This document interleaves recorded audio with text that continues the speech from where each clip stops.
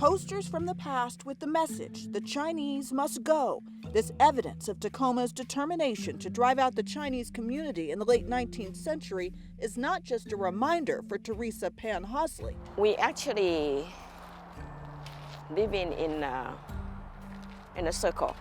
She says it still feels relevant. History repeats itself. She wants to break that cycle.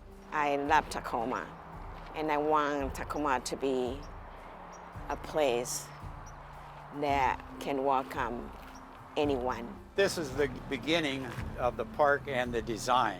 That's why she volunteers her time to ensure Chinese immigrants are celebrated here, because that hasn't always happened.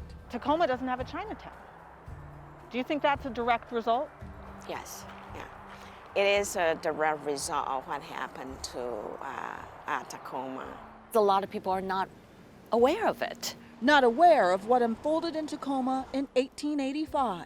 So you're saying it's not already in all of the schools in the city? Absolutely not. Lotus Perry, an instructor at University of Puget Sound, wants that to change. First of all, we have to understand a little bit about the background, right? A lot of these Chinese came to this country, United States, for work.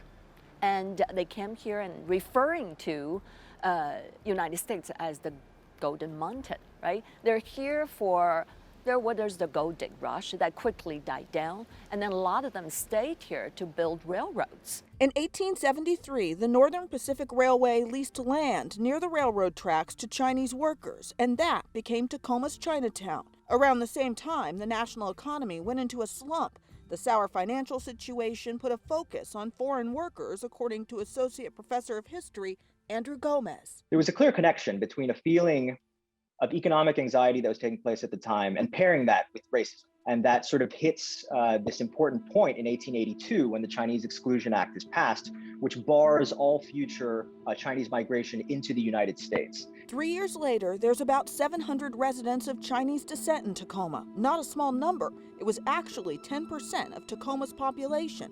Washington wasn't a state, it was a territory at the time, and many people living in Tacoma were immigrants. But Chinese immigrants were singled out. They're thinking about, well, why do we have to tolerate them for working so hard and taking on lower wages, right?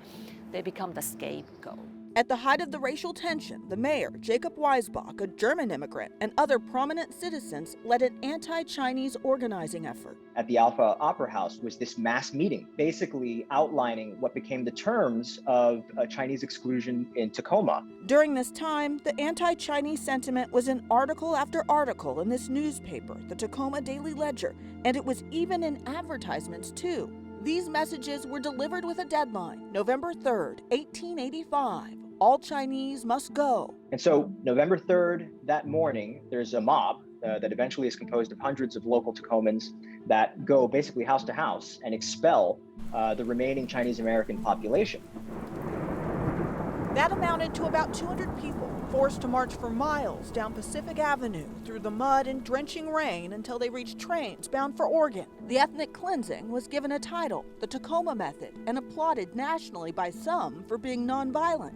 But a number of Chinese merchants who were in Tacoma on that November day told U.S. officials that it was anything but peaceful.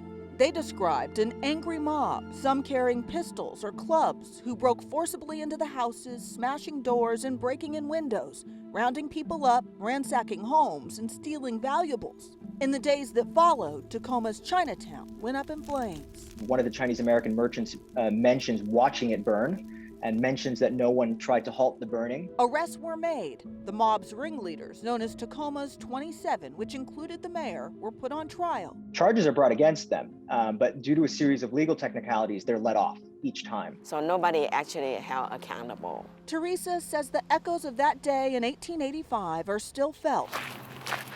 And that's why she's worked with the Citizens Committee in the city of Tacoma to create this, the Chinese Reconciliation Park, which is not only a place to look back and learn. Recently, it's also been a gathering spot to rally against the hate crimes reported during the pandemic targeting Asian Americans. People of my descent being shouted at, go back to your country, you bring the virus, right? This is like, wait a second, I thought we were looking at this as a history of, Chinese must go. It's almost still relevant here, right? We have these silhouettes on the stone of the Chinese. Larry Hosley, Teresa's husband, says work at this park continues. They plan to add a multicultural pavilion next to serve as an education center for the community. Try to help to correct the wrong, to right a wrong. Creating a welcoming space to reflect on the past, ponder the present, and move forward with this goal. Brighter future for our community. In Tacoma, Natalie Swaby, King 5 News.